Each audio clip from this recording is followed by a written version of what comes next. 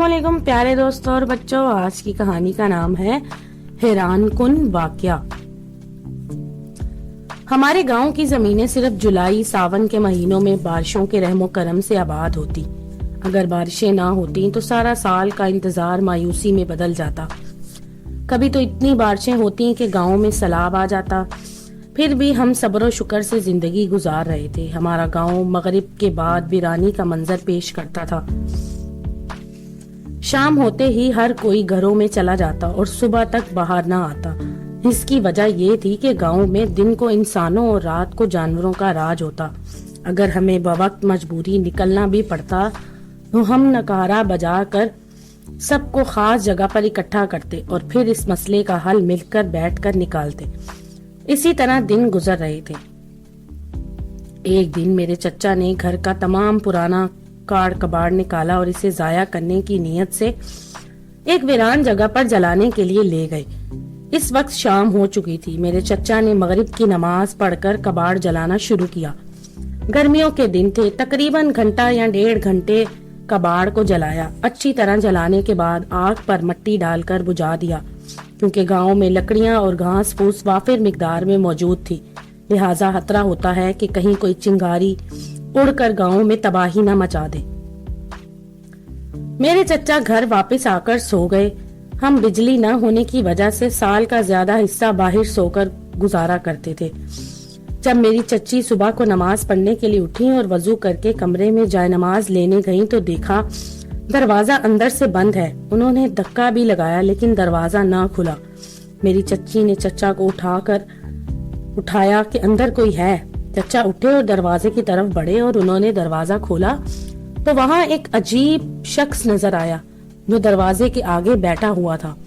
हम हैरान रह गए क्योंकि इससे पहले हमने इतना बड़ा जानवर नहीं देखा। हम परेशान थे कि ये भला क्या है। हमने इसे वास्ते भी दिए कि तुम जो कोई भी हो हमें माफ कर दो, लेकिन कोई फायदा न हुआ। हम तमाम गांव वालों ने अपना दिफा के लिए कुल्हाड़ियां और डंडे तैयार कर लिए थे कि ये बला बाहर निकलकर हम पर हमला न कर दे। तमाम कोशिशें जब बेकार हुई तो हम साथ वाले गांव से अपने मुर्शिद को बुला लाए और इनसे तमाम अहवाल बयान किया। तमाम बातें सुनने के बाद हमारे मुर्शिद दरवाजे के पास आए और इस दो हकील बला नुमा जानवर से सवाल किया, क्या तुमने इस गरीब के घर में कोई कब्जा किया है? उन्होंने तुम्हारा क्या बिगाड़ा है? हम ये देखकर हैरान रह गए कि अंदर से आवाज आई। देव हकील ने मेरे चचा का नाम लेकर बताया कि रात इसने मेरे घर में आग जलाकर मेरे बच्चों को जख्मी किया। मैं इसे नहीं छोड़ूंगा। तो हमारे मुर्शिद ने फरमाया, ये सब अनजाने में हुआ। इसे पता नहीं था कि यहाँ कोई रहता है। अगर तुम्हारी तरफ से कोई इशारा मिलता तो ये कभी ना होता। ये सब गलती में हुआ। बेहतर यही है कि तुम इनको माफ कर दो। आइंदा ये ऐसी गलती नहीं करेंगे। अगर तुम ना माने तो मेरे पास और भी तरीके हैं। जिस पर अंदर से आवाज आई कि अच्छा, मैं यहाँ से जाती हूँ और आइंदा इस जगह पर कोई नहीं आएगा, खासकर रात के वक्त। ये कहकर वो देव हकील बला गायब हो गई। जब हमारे मुर्शिद ने दरवाजे को धक्का दिया तो दरवाजा खुल गया। हमारे मुर्शिद सबसे पहले अंदर दाखिल हुए। उनके पीछे हम दाखिल हुए। अंदर ये देखकर हैरान रह गए कि अंदर कोई बला वगैरह मौजूद ना थी। मैं हैरान था कि वो कहाँ गायब हो गई। जमीन खा गई या आसमान निगल गया। मुझे तो कई दिन तक ये मंजर नहीं भूलता था कि आखिर वो क्या चीज थी, कहाँ गायब हो गई। रह रह कर ये ख्याल सताता है कि कहीं वो फिर से ना आ जाए। अब मैं खुद चचा हूँ और अपने भतीजे भतीजियों को ये कहानी सुनाता हूँ।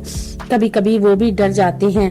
मैं इनसे कहता हूँ कि हम इंसानों से ज्यादा गायबी मखलूक अपने वादे की ज्यादा पक्की होती है।